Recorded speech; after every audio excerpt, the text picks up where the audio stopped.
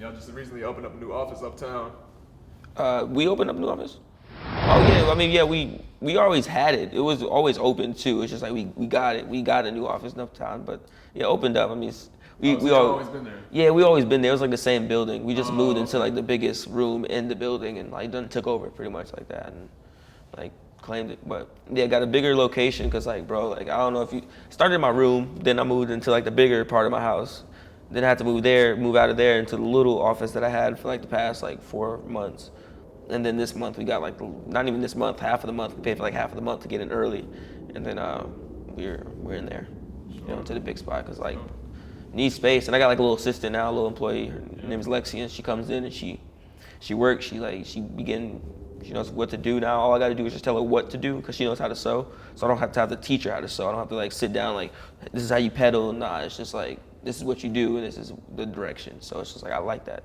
Less of a headache for me because like, a lot of people hit me up and like, I appreciate the love, but it's just like, I needed somebody who actually knows how to sew, not somebody who just wants to help me cut. Because my little brother could do that. My little brother came over yesterday. He was doing everything that like anyone else could do. Right. So. You gotta have a resume. You gotta Yeah. do the work. And her interview was pretty much her working the first day. If I fucked with her, and I would have kept her. I would have, if I didn't fuck with her, I would have, But she was like, she worked, like she was hard. Like, it's dope. Peep your IG story. Y'all really be in there putting in work.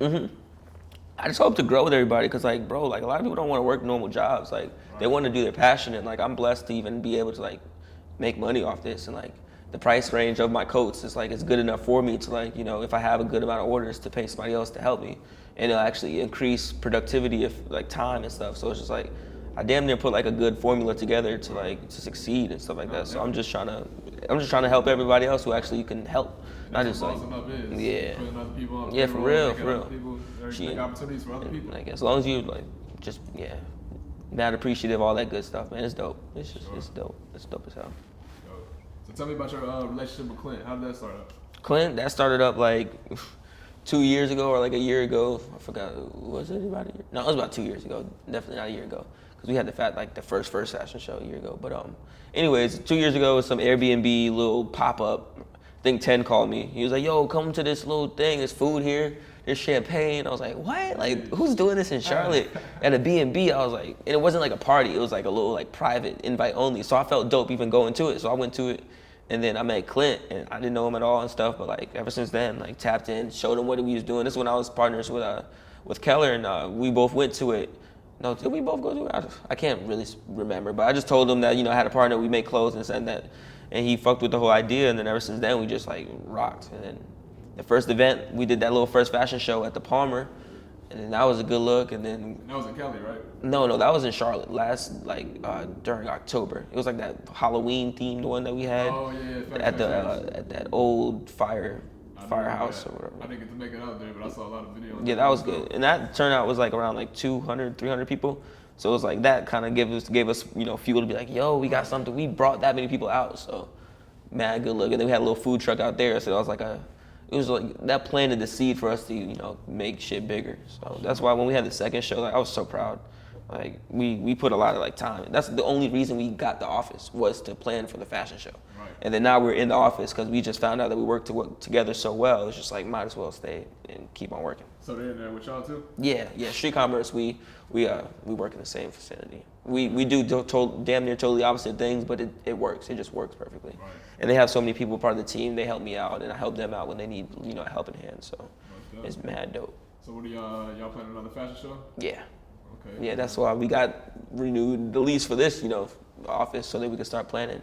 Because we want to do it, when it gets warm. A lot of people said, one, it was cold, so if it's not cold, even more people come out. Right, exactly. Do a similar lineup, switch it up a little bit, do a good headliner. Have the vendors out there, have the food trucks, have the openers come out, and pick a location, and then pick all the, budget and all that good stuff, and then after that, then run it again, and fucking let's see how it goes. Right. And after that, I don't know what we're gonna do, but like we're predicting it's gonna be a good turnout. I mean, at this point, like, come on, the social proof. Right. But I mean, we never know, so just gotta try it. But we're gonna do it. That'd be dope. Mm-hmm. So I know you said you started 2 years ago. It hasn't been too long, but did you go through like an entrepreneurial struggle or anything like that? Yeah, like to see when you hit the top. Yeah, like I can't even say like 2 years ago. Like it was just clothes. Like I was just thinking of that in the shower today, weirdly, because like I did a lot of stuff before like it was closed. Like I always wanted to work. Like I had like hella jobs. I got fired from almost every job I had.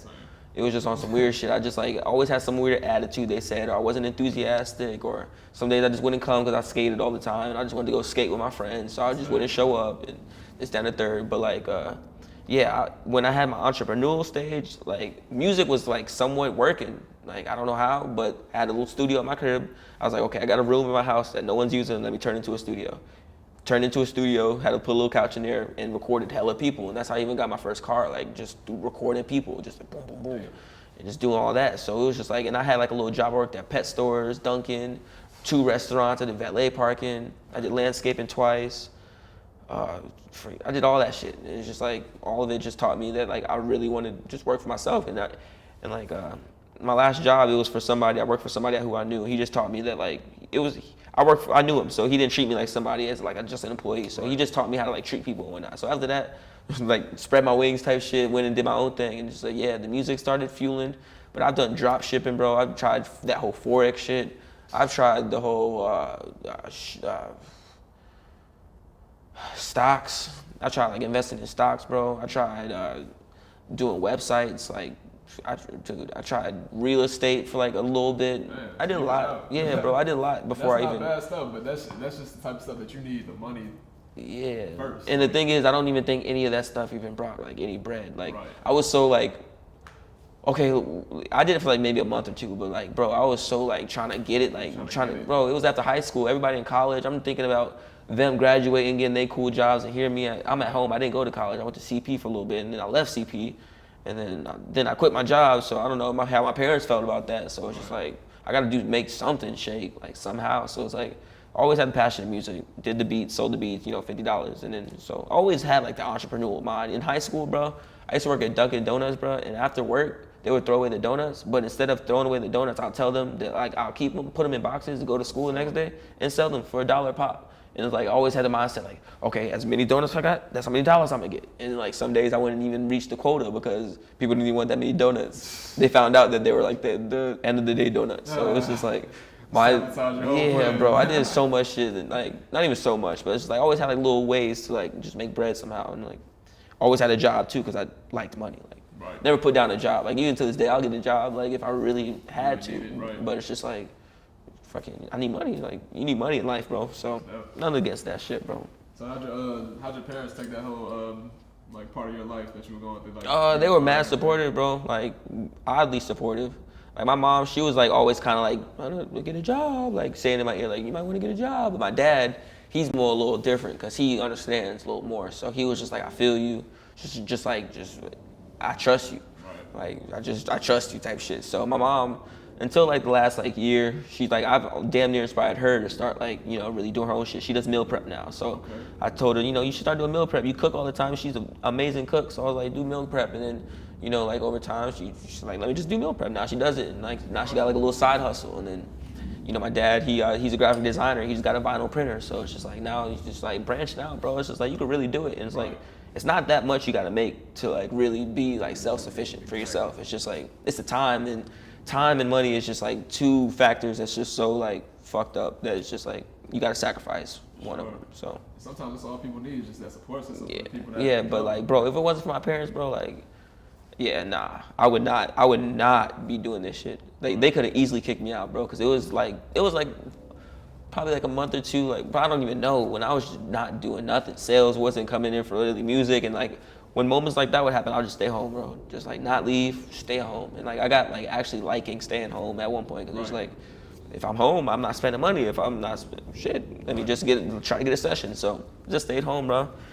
And just like never really showed when I was down. Like never told my parents, yo, I'm low on bread. Like I bought my car. I had like $100 to my name. Like I never didn't tell them that. Like why would you buy a car and have $100 left to your name? Buy it cash. But I was like, I'm not trying to pay payments. Always had that in my head. I'm already paying my own insurance. So it's like always been like savvy towards shit. Like I'm always been like, bro, like I gotta be on my shit some way, somehow. So it's working out. If I have that mindset, just work out somehow. So yeah, they're supportive. What would you say to that kid that's going through the same thing that you were going through? Like might have been going through that hard phase, just working, not really a worker. They're more an entrepreneur.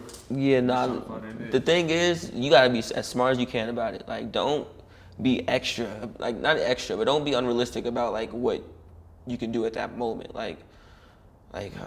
What, for example, make connections. Like, I think connections is like 90% of like what I've done. Like, there's a jeweler in the city who, doesn't really talk to nobody, bro. And like, brought him out, told him to come out to this little New Year's event, and now he's tapped in, with 10 and shit. You got people coming to him for jewelry and shit like that. And I'm just like, I'm showing people that like, bro, as long as you like really just talk to people and stuff like that, and show what you do. Like, it could be art, drawing. It could be you can do magic, bro, and then end up like, being hired for someone's little brother's magic, birthday party and shit like that. Like, you could really, all you gotta do is just be out and really tell what you do. And I feel like as long as you like just go out and like, not parties, like go out as in like go out to eat, maybe go to a bar. And like, I don't even go to bars, but like I went to like CP, so it's just like, it's timing and stuff. I hate to say it, but it's no formula. It's just like, just be as smart as you can with it, and just like do it and do what you gotta do in the meantime. Because I can't say that I just like stopped everything and did clothes. Like,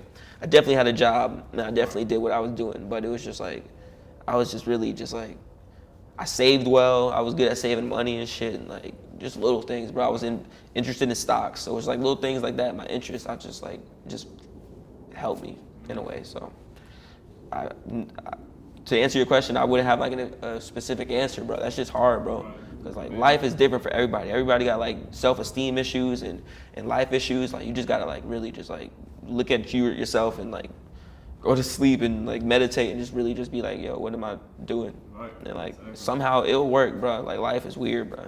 Just live. As long as you keep living, it'll somehow work. Exactly. Just don't die. I think one of the biggest things has to be consistency. Just staying with it and bro. actually believing that you can do it. Consistency is another thing. Like, people see me at the office and shit. Like, that's why I document it. Like, I got a fake page taking all my stories because I'm so damn consistent.